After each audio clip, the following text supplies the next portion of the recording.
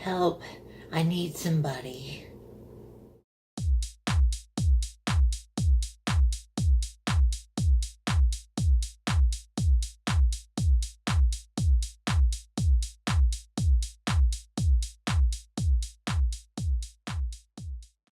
Hello everyone, it's Muffy again and welcome to my latest YouTube video. Today's episode, I'm going to talk a little bit about social awareness and reaction and how you deal with certain awkward things that you encounter in life. And I'm hoping to glean a little bit of insight as far as how many of you react to the situations that I'm going to present in this video. I did a little titty augmentation and I don't think it's too drastic, but I just want to make sure that they're on point. In our daily lives, we are all going about the world and going different places and seeing different social interactions happen, and especially the ones that are extremely awkward.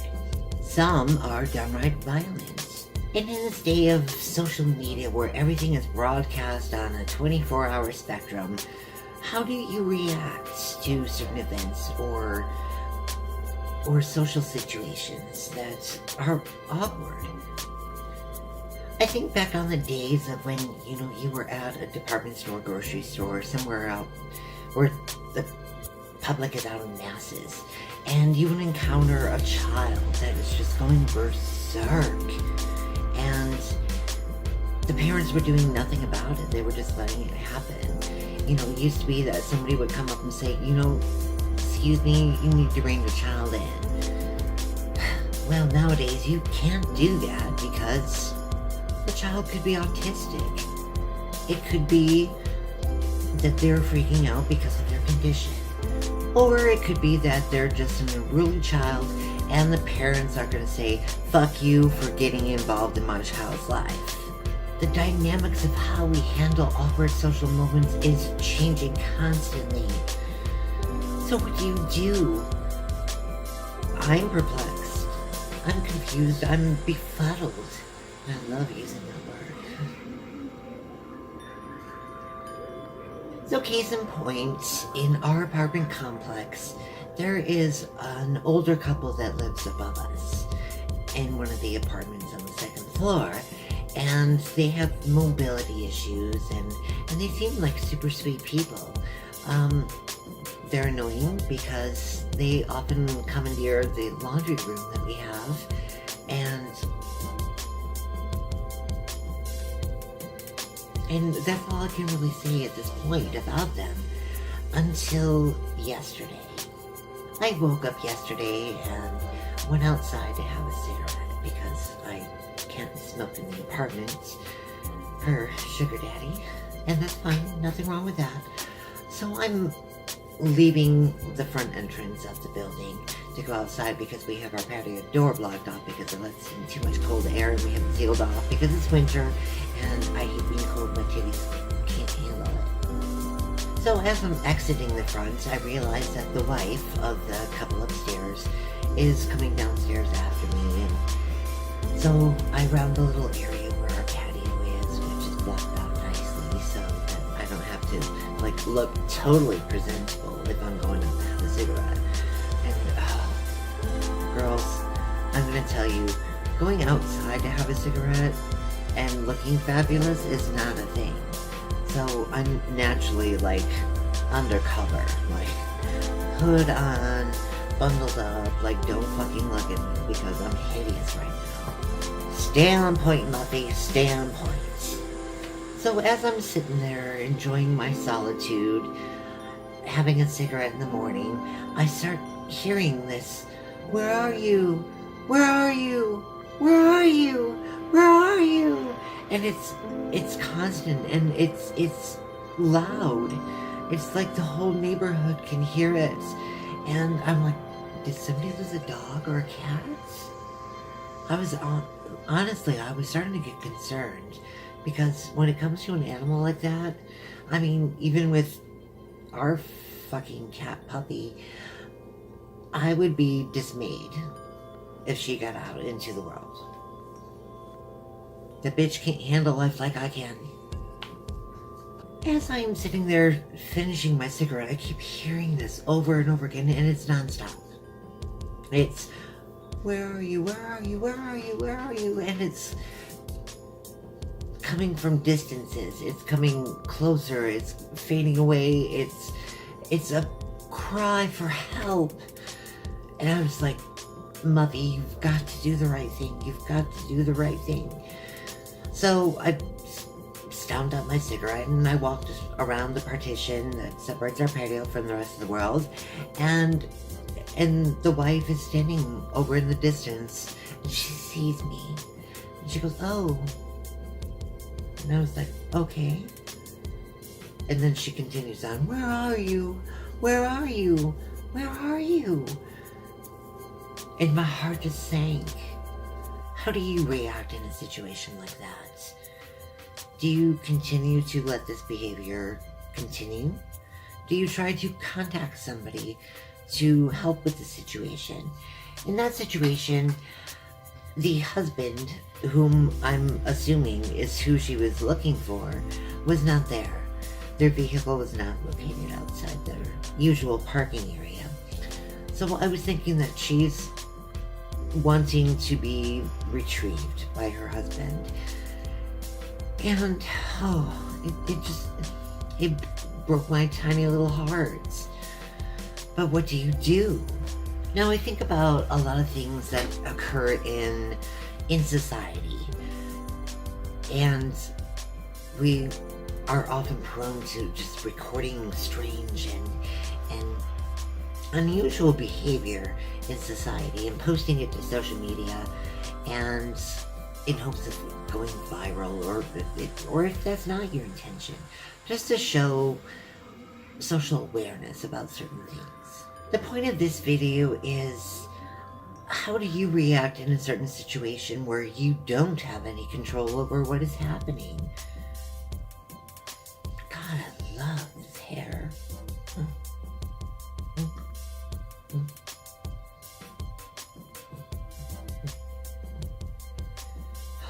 Back in the day, a situation like that would have been exploited for humor. And because we're so much more of a progressive society now, and everybody's uber sensitive, and not to say there's anything wrong with that, you just don't do that. So once again, how do you react? What do you do? This reminds me of a story about a situation that I encountered one day when I was out walking to work. It was a beautiful summer day, and I was like, Muffy, you're gonna walk to work because it's gorgeous, it's sunny, and you could use some light in your life. I'm very pale. Always have been, always will be. It's tragic. As I'm walking along, up in the distance, there's a house, and by the house is a dumpster, trash can, Herbie-Kirby, however you all call it. However, there is a young girl that is sitting on top of it, Indian style. And she's wearing a one-piece bathing suit, and she's just sitting there doing her own thing and having fun. Oh, God, Lord, I'm gassy this morning. It's kind of odd, yes. I mean, why would somebody want to perch themselves on top of a container that's meant to hold garbage? I don't get it. However, there's more to the story than this, and I'm going to try not to make this too long-winded, because we all know I'm long-winded. So this young girl, I would probably say she's about anywhere from 13 to 15 years old. She's in a one-piece bathing suit, sitting Indian style, like I said, and she's just enjoying her day and her time, and so was I, bitches. So was I. As I'm approaching a little bit closer, I see that I just can't take my eyes off of her because it's just an unusual situation.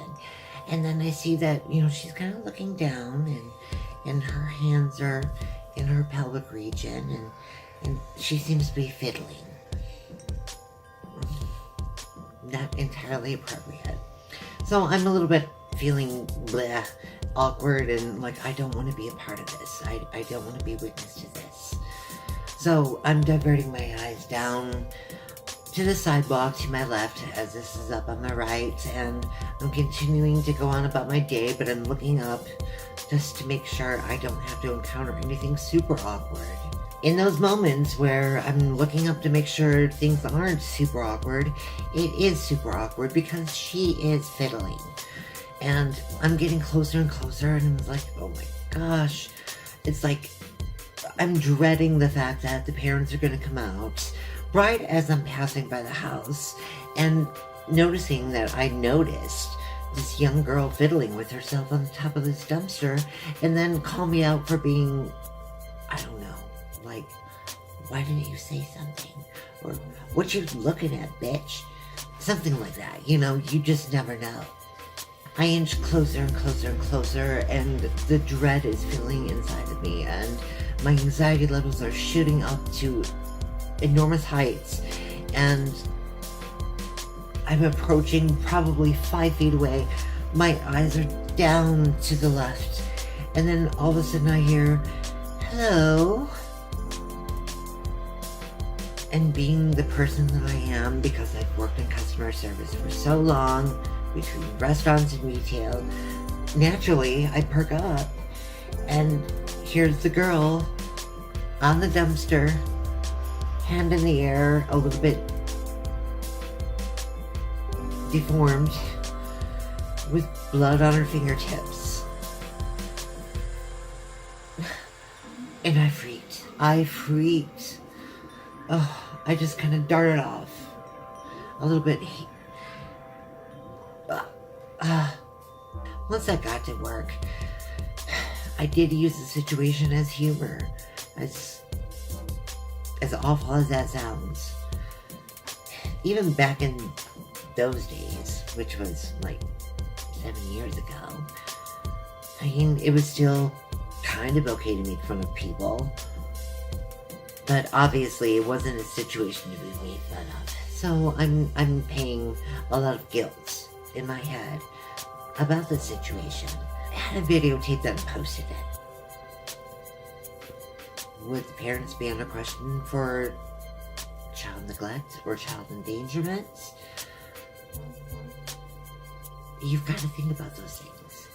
And I don't think that the child's parents were neglectful at all. Do I think they could have kept a better eye on her? Absolutely. But she wasn't harming anyone, and she wasn't harming herself. So, when you encounter something that happens in society that is awkward or strange, don't videotape it, don't post it. So the moral of the story is social dynamics change constantly, and as certain situations are constantly being put out onto the interwebs, you don't know how to handle something, just don't handle it. Don't post something that could be damaging to other people, especially in a situation where more people are involved than what you actually witness. And that's your Muffin Prospect, bitches. Bye now.